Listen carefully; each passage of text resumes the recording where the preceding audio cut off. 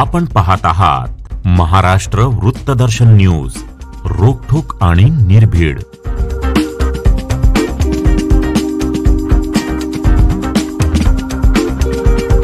नमस्कार, मी चिंतामणी सहस्रबुद्धे।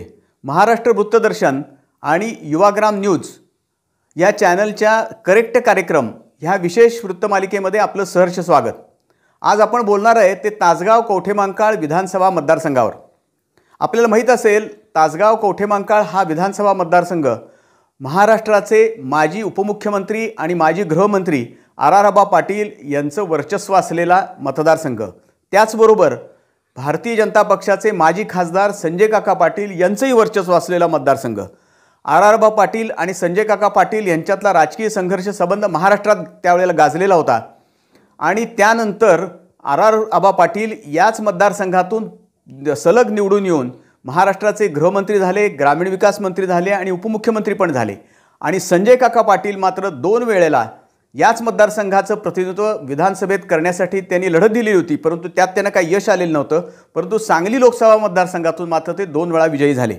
आता नवीन पिढीमध्ये पुन्हा हा राजकीय संघर्ष पुन्हा पुढे चालू झालेला आहे।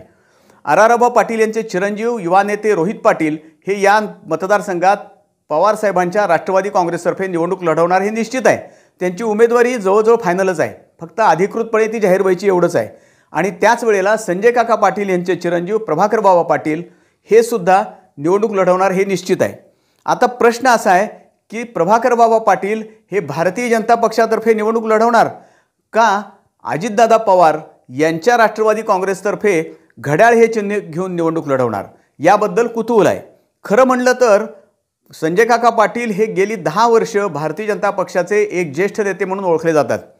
त्यांचे चिरंजीव प्रभाकर बाबा पाटील हे त्या मतदारसंघाचे म्हणजे तासगाव कवठेमहांकाळ मतदारसंघाचे पक्षाचे समन्वयक पण आहेत।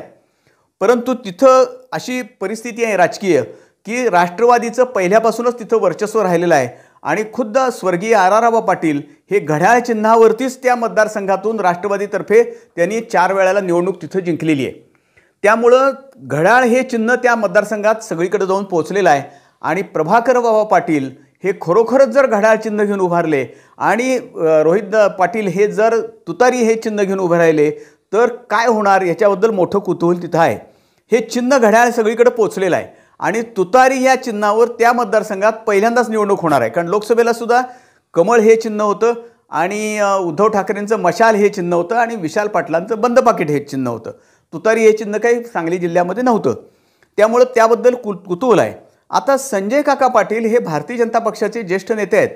त्यांचे उपमुख्यमंत्री देवेंद्र फडणवीस असतील किंवा अगदी केंद्रातले सगळे नेते असतील, नामदार नितीन गडकरी असतील, सगळ्यांचे त्यांचे चांगले संबंध आहेत। परंतु त्या मतदारसंघाची एक गरज म्हणून कदाचित असं आज म्हणता येत नाही आपण की प्रभाकर बाबा पाटील हे हातामध्ये घड्याळ बांधतील का, सांगता येत नाही। राजकारणामध्ये काही होऊ शकतं, कारण संजय काका पाटील हे सुद्धा काँग्रेसमध्ये होते, नंतर ते राष्ट्रवादीत गेले, राष्ट्रवादीतून ते भाजपमध्ये आलेले होते। राजकारणामध्ये काहीही कोणत्या क्षणी काहीही घडू शकतं। त्यामुळं त्या मतदारसंघामध्ये नेमकं काय घडणार याबद्दल कुतूहल आहे। आणि या मतदारसंघातला आणखी एक तिसरा महत्त्वाचा घटक म्हणजे माजी मंत्री अजितराव घोरपडे सरकार। अजितराव घोरपडे सरकार नेमकी कोणती भूमिका घेणार?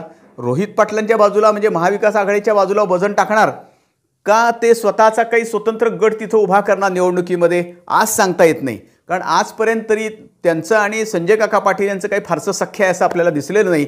अर्थात आर.आर. पाटील या गटाशी त्यांचं फार मोठं सख्य होतं असंही सांगता येत नाही। त्यामुळे तो एक स्वतंत्र गट आहे। त्यामुळे अजितराव घोरपडे सरकार काय करणार याबद्दलही फार मोठं त्या मतदारसंघात कुतूहल आहे। आज तरी असं दिसतंय की प्रभाकर बाबा पाटील हे घड्याळ चिन्ह हात बांधणार का, हे शक्य आहे का, असं होईल का आणि मग कशी लढत होईल? आपल्याला काय वाटतं? कमेंट करून आम्हाला अवश्य कळवा।